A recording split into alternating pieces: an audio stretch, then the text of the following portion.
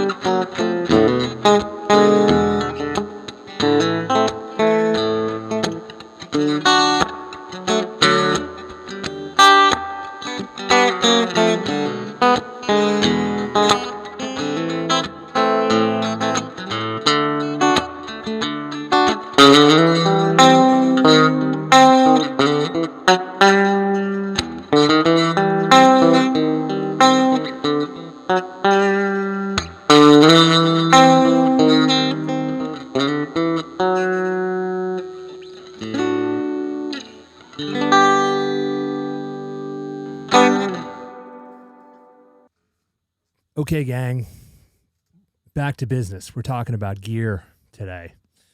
Namely, this guitar right here, Travis Bean TB500. I got this guitar back in November at probably my favorite guitar shop around, 30th Street Guitars in New York City.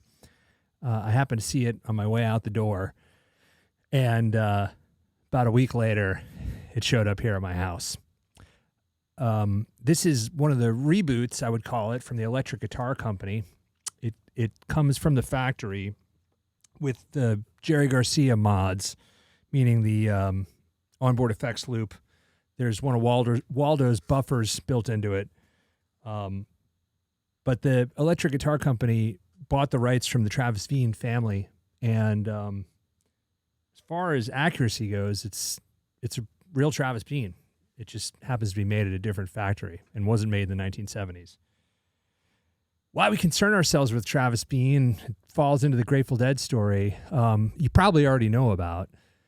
After the October run of shows at the Winterland in San Francisco, Dead went on hiatus. And in 1975, when they played at Golden Gate Park, Jerry walked on stage carrying a pretty early serial number Travis Bean 1000, which is a 2-humbucker guitar, similar to this, 22 frets, rosewood board, and really most distinctively a aluminum neck. So fast forward, I guess a year or so, Jerry played that Travis Bean 1000 through 1975. The Grateful Dead only played a handful of shows that year, and then went on tour in earnest in June of 1976. And it's a very distinctive sound. You can hear him playing on both humbuckers, usually in the middle position, and it just rings like a bell. Those fantastic Betty boards from June 76 are reference material of what a clean Travis Bean sound, what a clean Travis Bean guitar should sound like. The TB500 showed up right around the end of 1976 and was played at the New Year's gig at the Cow Palace. And then really most noteworthy use the guitar got was on the spring tour, April, May, and into June. All those famous shows in Buffalo and Boston Garden, Tuscaloosa, Alabama, and Ithaca at Cornell University on a Sunday night. That was this guitar. So that's what you hear on, 5877. It took me a while to get around to making the video because I needed to sort of spend some time to gel with this instrument. It's not really like other guitars, I wouldn't say. First of all, it's lacking any kind of easy to operate switching. You have these 4 micro switches. The first one here as I go from front to back is the onboard effects loop. You toggle it on and off just like on the other Garcia modded guitars. But then you have these micro switches for on-off for the pickups. So I don't know about you guys. When I'm playing in the middle of a song at band practice or whatever, I don't have the dexterity to, keep the pick in hand, reach down and start swapping around pickups. I will start out the song at the pickup configuration that I want to hear and then proceed on through that. The thing that really surprised me was that the sound that I hear a lot that I was sort of caught by surprise is the neck pickup. The neck pickup is really kind of like, to me, the sound of that spring tour in 77.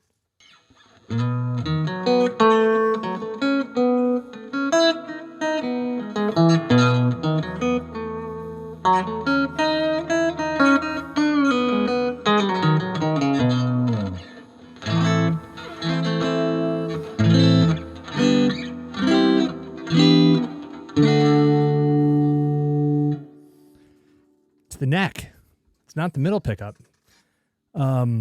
The middle sounds like you heard at the beginning of the video, and the bridge sounds like a bridge pickup. The other sound that's pretty distinctive that he would use a lot is the two back pickups on.